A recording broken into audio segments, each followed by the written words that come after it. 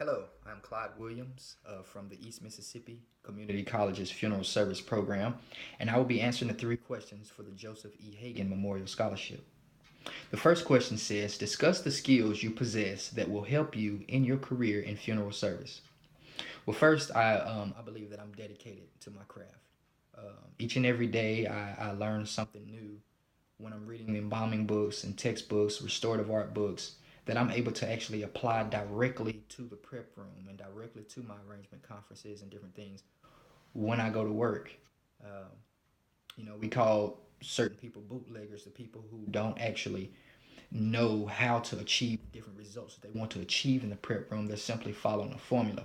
Well, I never want to follow a formula. I want to know how to make a body do what I needed to do to achieve maximum results so that the family will be pleased each and every time. Next, I believe I'm a people person. I know that I'm a people person. My whole life has been dedicated to service and to helping others.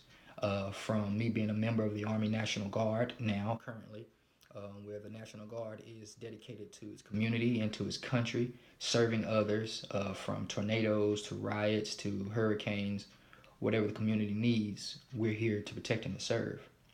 I worked as a program manager for troubled children who came from broken homes and broken families that were going through more things than a grown man 50 years old could go through at the age of 7 and 8, with PTSD and different diagnoses that these children were going through. They just simply didn't know how to function normally, and so I took pride in being able to teach these children simple life lessons to show them love, to help them to be integrated back into a normal society, and then bring their family members in slowly so that their families could see how that we interacted with their children, and that when the transition and it was time for the child to go home, the family were they're then trusted to be able to handle their children to bring them back into normal living again.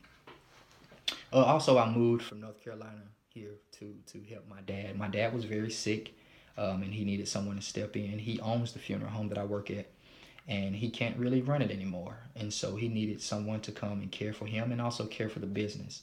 And so I'm here. I feel that that will help me. That heart that I have for helping others will definitely help me in funeral service. What is the biggest challenge you face when communicating with families during the arrangement conference? And what ways do you help family members feel comfortable during the conference?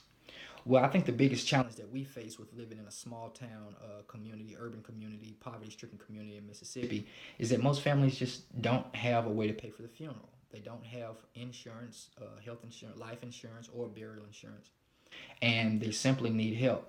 And so we pride ourselves in making these families feel comfortable and knowing that they will receive the same quality that any other family would receive if they had $20,000 worth of life insurance.